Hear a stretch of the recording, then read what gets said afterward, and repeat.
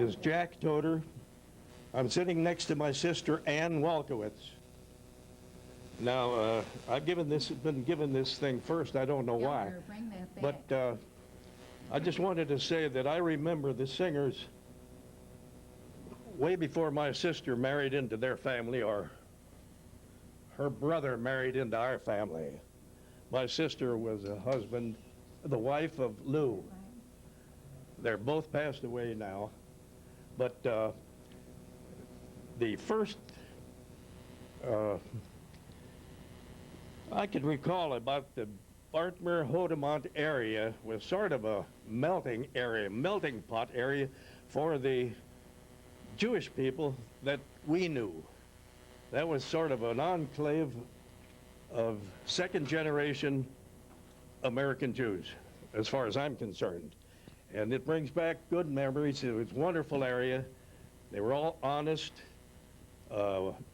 people that lived not frugally, but we were all of modest means. That's what I mean more than anything else. And the period that I recall was made up of 3 different periods. One was the initial period when we were young enough to go to Cheder or Hebrew school together, and that started, as far as I'm concerned, about 1926.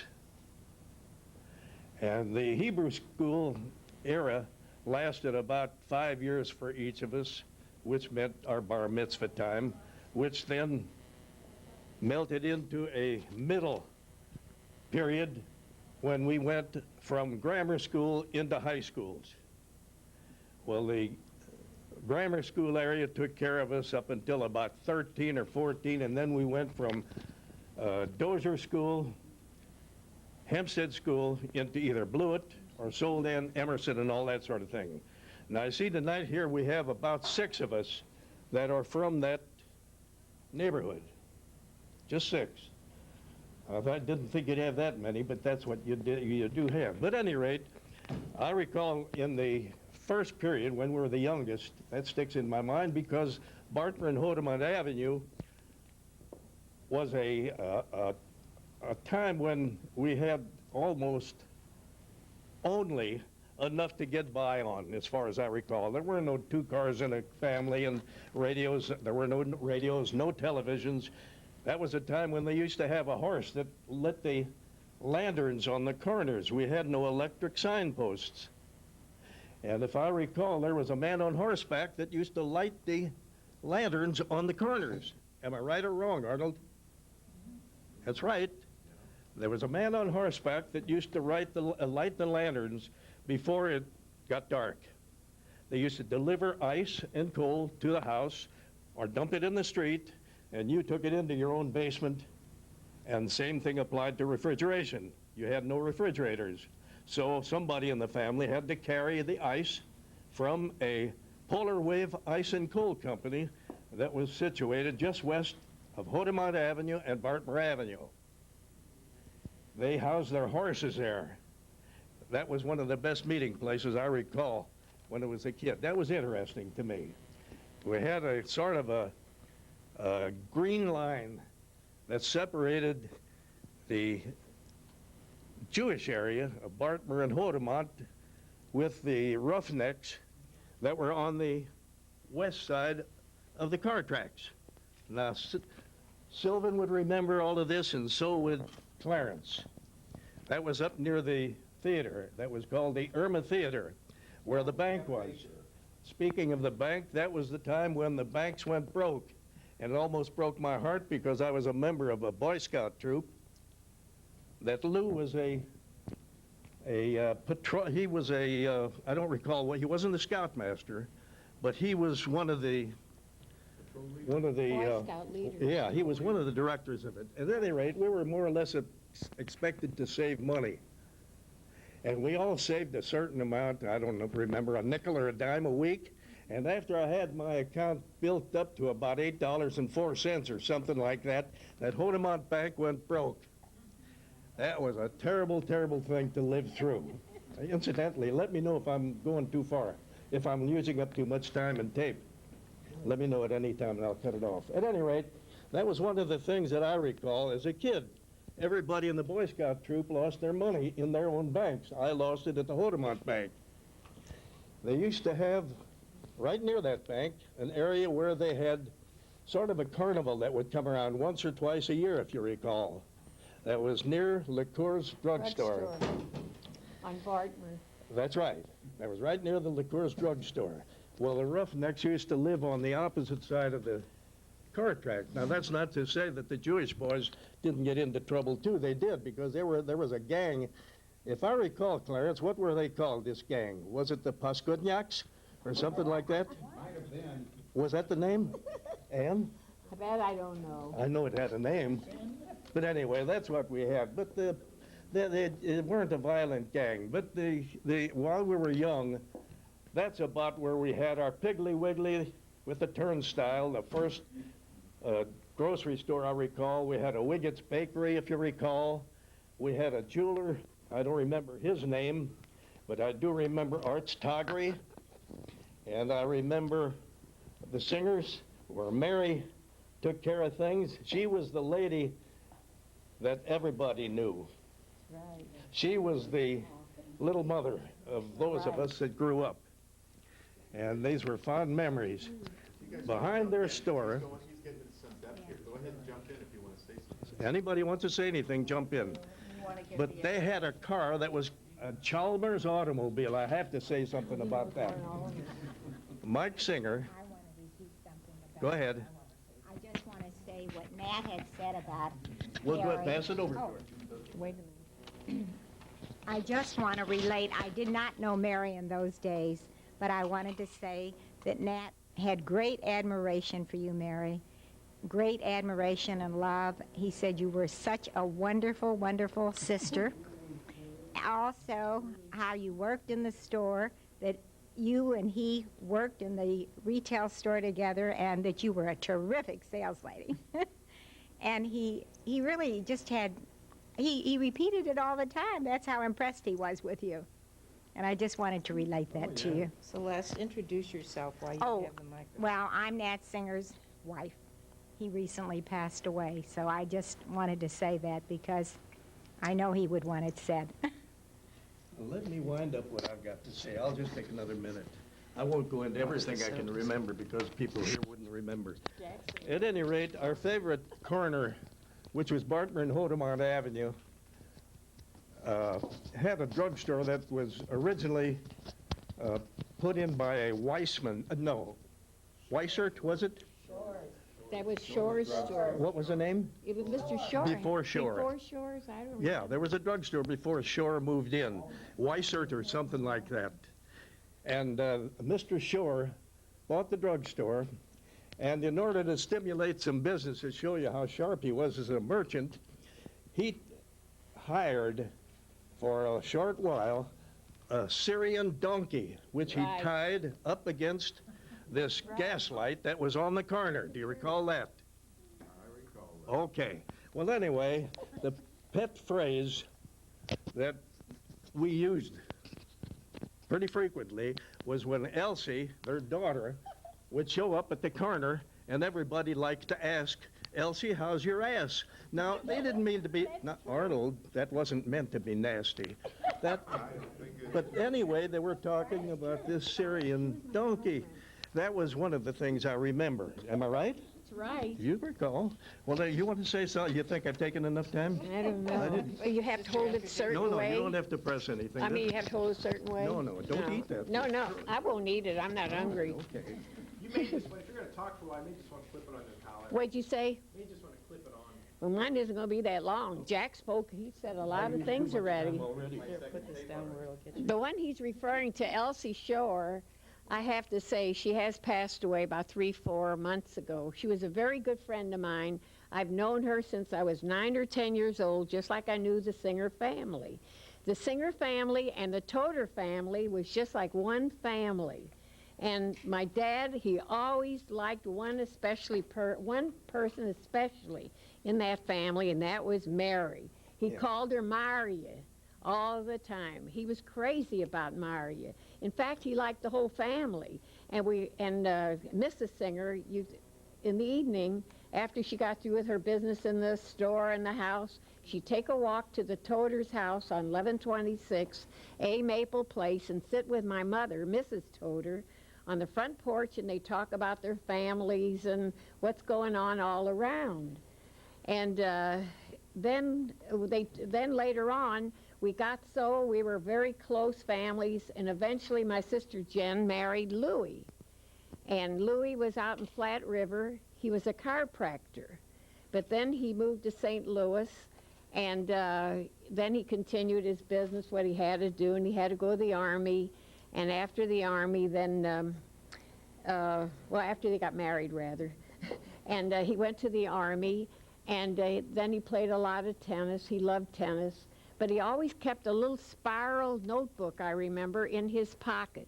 Every time he had an idea, would come to his head about something, he would write it down in his spiral notebook because he wanted to tell someone about it, because he wanted to do something with it.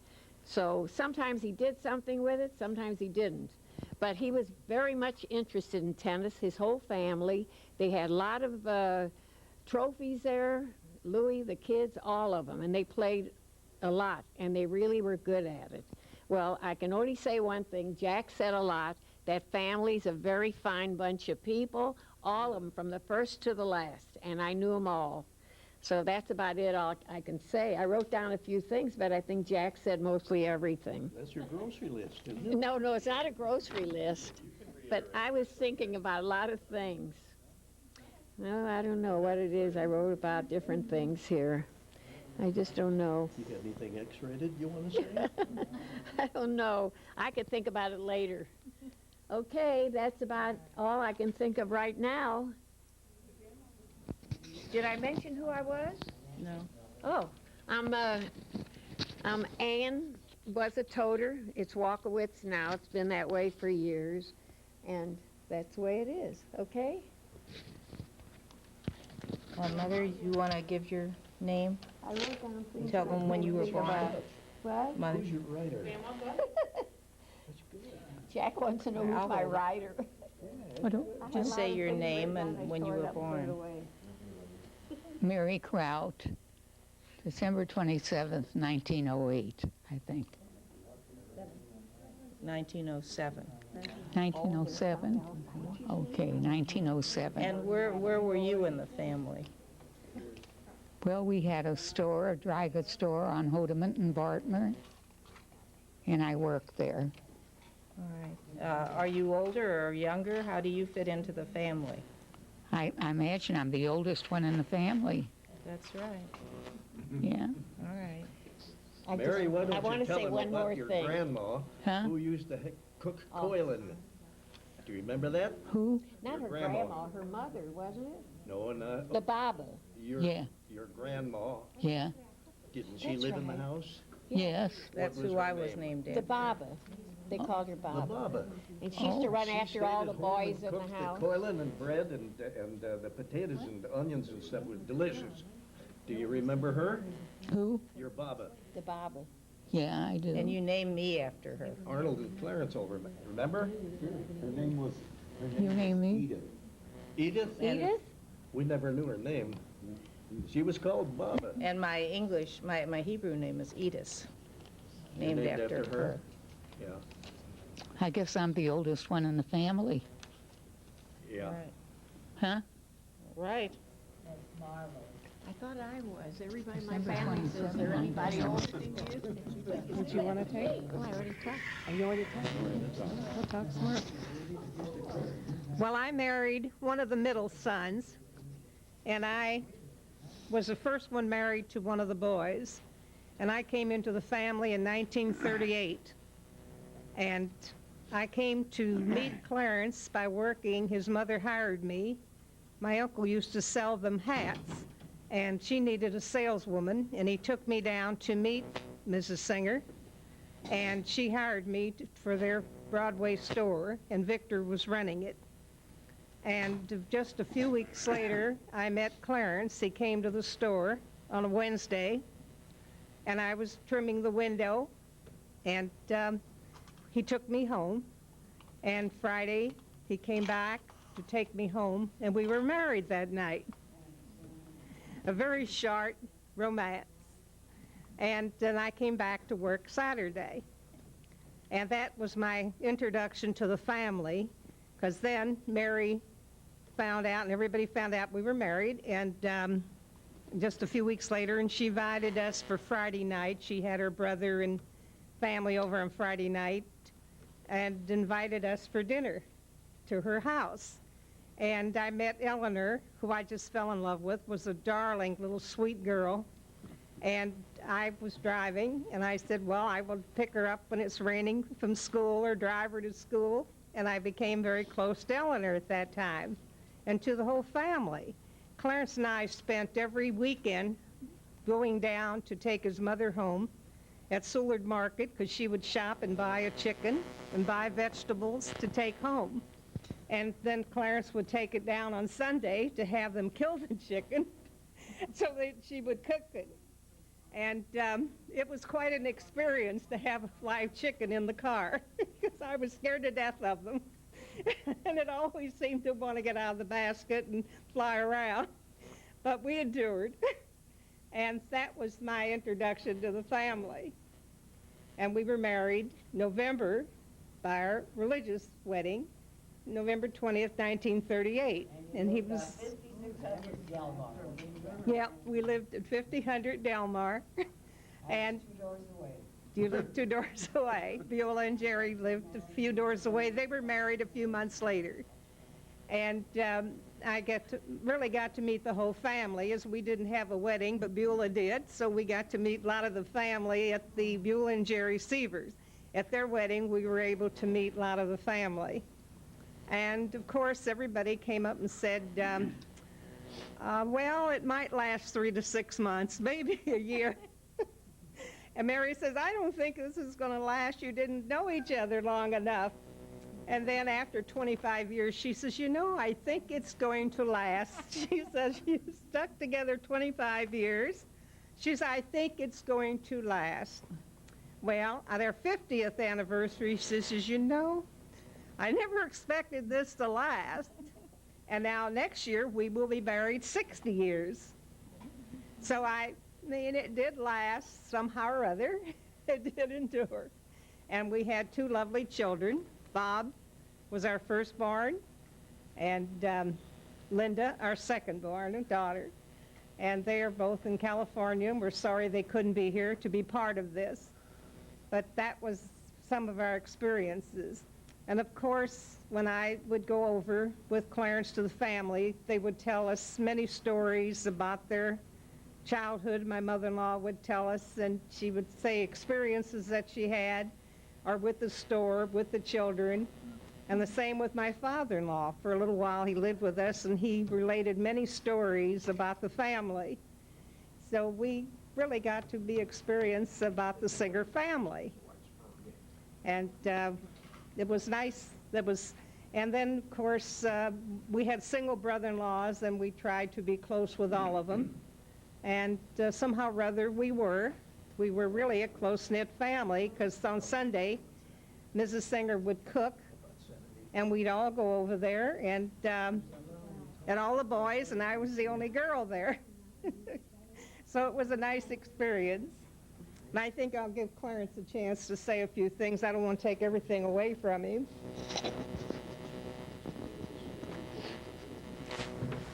Well, anyway, I'm going to start with my Louder down there, would you, Clarence? We can't hear you down here. I'm going to start with my favorite line. My name is Clarence Singer, and you heard of Singer Sewing Machine, of course. Now, I look them straight in the eye and I say, I'm not telling you this to put you in stitches. And furthermore, I'm not trying to needle you. You get the point? Well, after I say all of this, I say, well, let's sew this up now. So I'll start with that. But one thing, I'm quite amazed that Jack has such a good memory, because a lot of the things that he related, I remember quite well, especially Elsie's ass. That I remember. If I live to be 125 or 50, I'll never forget that. But anyway, we didn't have too much money, but we had a lot of fun in those days, and it was really a wonderful time of our lives. But going back much further, my grandfather, Issersinger, came here, and I believe somewhere around between 1890 and 1892. And anyway, he came here by himself from Russia, and about 1894 or 95, he brought the rest of his family. He brought the rest of his family to this country, and included my father, who had just been bar mitzvah in Europe, and I believe there were 5 sisters, and I'm not sure, but I believe his mother and father. Anyway, I'm relating a lot of things that he did tell me, and one of the interesting things that he did tell me was that when my grandfather came here, he was quite a religious man, as were most of the young Jewish men in those days, and he belonged to a synagogue down on 7th Street, down in the downtown area of St. Louis. And of course, you know, the Jews used to try to stay close to the synagogue because they didn't work on Saturdays and they wouldn't ride on Saturdays. Well, one of the interesting things there is that it was in a storefront, and where they held services, and lo and behold, in the next store, a house of well, I'm not going to say a whorehouse, but a house of ill repute moved in there. And a big controversy developed there. The older people that came from Europe, they wanted to keep a low profile, and their argument was that, well, look, they're not bothering us, so why should we bother them? But the younger people, like my grandfather and others of his age, they thought it was quite demeaning to have such a place next to a house of worship. So they decided to split, and they got up on, I believe it was on 14th and Carr. They got an old church, and they made a synagogue out of it. Now that synagogue today is the Beis Avrom. That's what they started. And my grandfather was one of the originators of that. Interesting little thing that he was elected president of that synagogue, and he sent a circular back to his old town or shtetl in Russia, and somehow some halfwit got a hold of this circular, and he ran through the streets hollering, "Issersinger elected president of the United States." And this put the town in an uproar, because they used to hear such stories about America, you know, the gold in the streets and all of that. So it seemed very plausible that he could be elected the president of the United States. Valvast. Well, anyway, these are a few of the stories that my father told. I remember my father telling me. Now, about the turn of the century, he lived in St. Charles, and he and his brother-in-law, Louis Fleischman, who had married his sister. It was Esther was her name, and they used to go out peddling to the farmers pots and pans and various things that the farmers would use. And of course, back then, the farmers very rarely ever got into town, and it was quite a service to them, you know, to buy things from these peddlers. And quite a few of these peddlers in that era were Jews, and that was about the only way they could make a living. Well, anyway, I kind of don't have anything in between that and, say, around 1910. And my father was working at Curley Clothing Company, and he was a foreman, and he was making a big salary of $10 a week.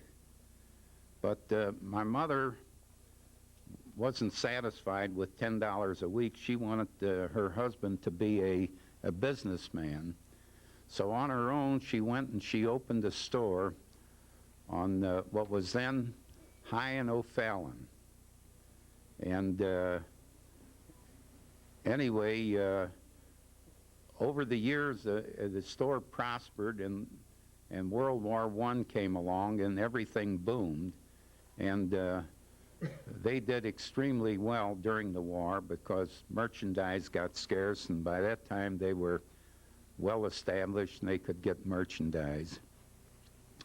Well, anyway, somewhere around 1921 or so, the Illinois Terminal Railroad bought his building, and he went looking for another place, and he opened a store on Hodement and Bartmer Avenue, what Jack was referring to. And in that time, Sylvan was born, and I can recall the time when Sylvan was born. We woke up in the morning and Mama was gone, and we were little kids, and we all start yelling, "Mom, Mom, where's Mama?" Finally, Grandma told us that she had, that she went to the hospital and she had another boy, and she was really angry, and she says, "Knock a boy." so anyway, I can recall going, it was at the Missouri Baptist Hospital where I was born. I recall going there, visiting her, and I'm looking, they served her some, her plate of dinner or lunch, whatever it was, and I'm looking at this Jell-O, boy, and I can't stand it. I've got to have that Jell-O. And my mother saw me looking at that. She says, "Here, you take this." So anyway, of course, we go on through the, through the years, and I think around that time, Nat started going to Washington University, and